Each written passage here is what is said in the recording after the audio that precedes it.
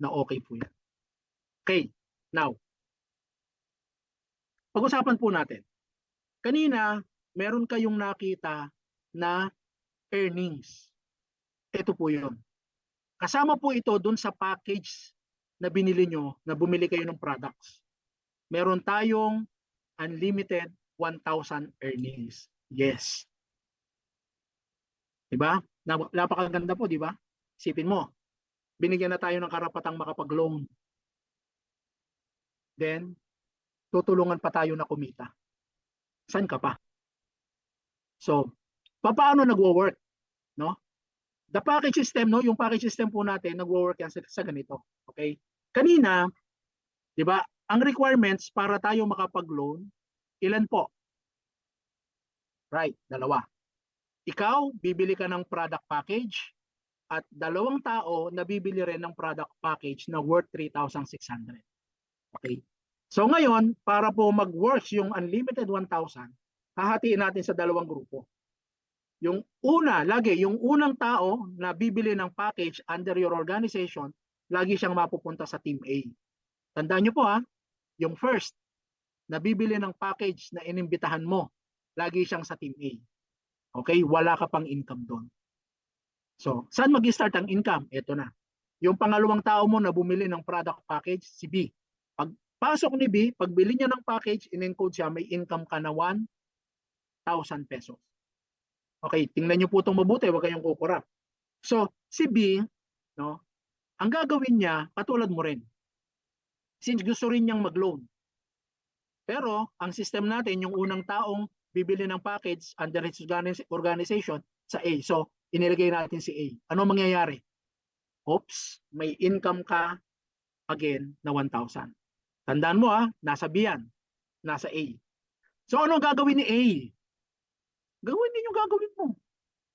Mag-i-invite din ng dalawang tao. Bumili yung isa ng package, inilagay sa A. Ano ang mangyayari? May 1,000 ka na naman. Oops.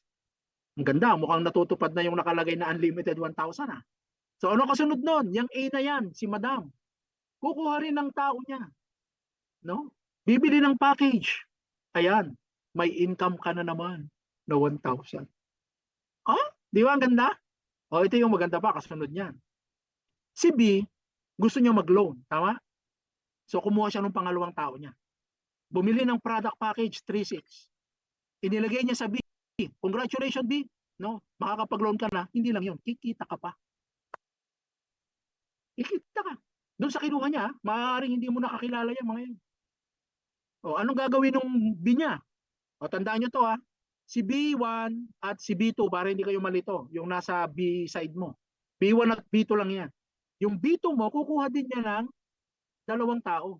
Bibili ng package, ilalagay niya sa A, yung unang tao. Ano mangyayari? Ayan, may kita ka na naman ng 1,000. Same thing, ganun din yung gagawin ng A na yon. Kukuha ng tao, may 1,000 ka na naman. So, only? Yes. Yan po ay down to infinity. Walang flash out po yan. Tandaan lang po lagi, yung B1, lahat ng lahat ng A ni B1, unlimited 1,000 ka doon. Lahat ng A ni B2, unlimited 1,000 ka doon. Maganda or magandang maganda? Super ganda. Di ba? Napakaganda.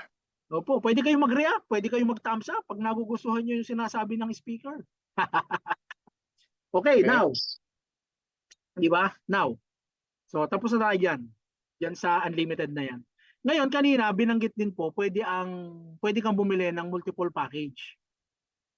No? So, bawat 3,600, isang package, isang account yon. So, itry natin yung tatlong account. Paano siya nagwo-work? Okay, dito muna tayo sa A. Okay? Ikaw yan lahat, no? Doon ka muna nag-start sa A. Kumuha ka ng tao. Siyempre, unang tao, unang bili ng package sa A. Yung B, doon na yung kita. Yung parang ipinakita ko yan kanina sa inyo.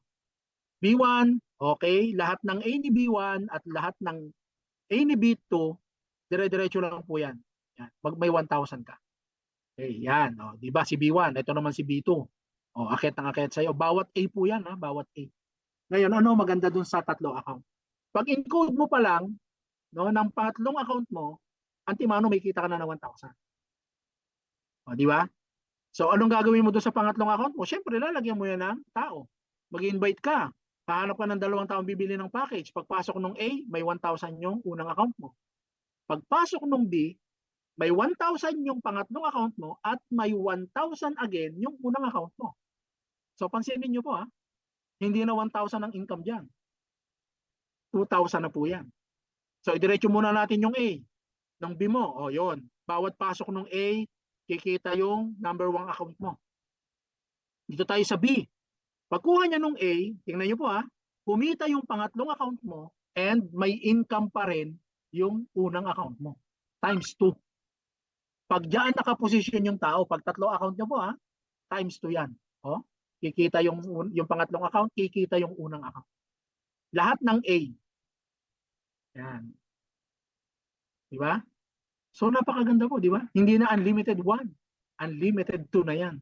Okay? So dire-diretso yan, no? Bawat A, kung makikita nyo po, no? Bawat A, kumikita po tayo. Okay. Now, yan po yung multiple accounts. Okay, now. Next slide po tayo. Okay. So, yung network po natin dito, nag-go-grow yan, no? Down to infinity. Ang maganda rito sa system po natin, hindi lang yung direct mo o napasali ng direct mo yung binibilang ng system. Even yung galing sa ibang team. Halimbawa kay upline, yung tinatawag nila na spillover. Yan. Pag yan napapunta dun sa organization mo, kabilang na rin siya sa Trivium. Pag siya napapunta dun sa tamang pwesto sa A ng B, no, may kita ka rin doon na 1,000. Okay? Infinite levels po. Earnings continue through all generations. Okay. Next slide na po tayo. Actually, hanggang doon lang po yung part ko.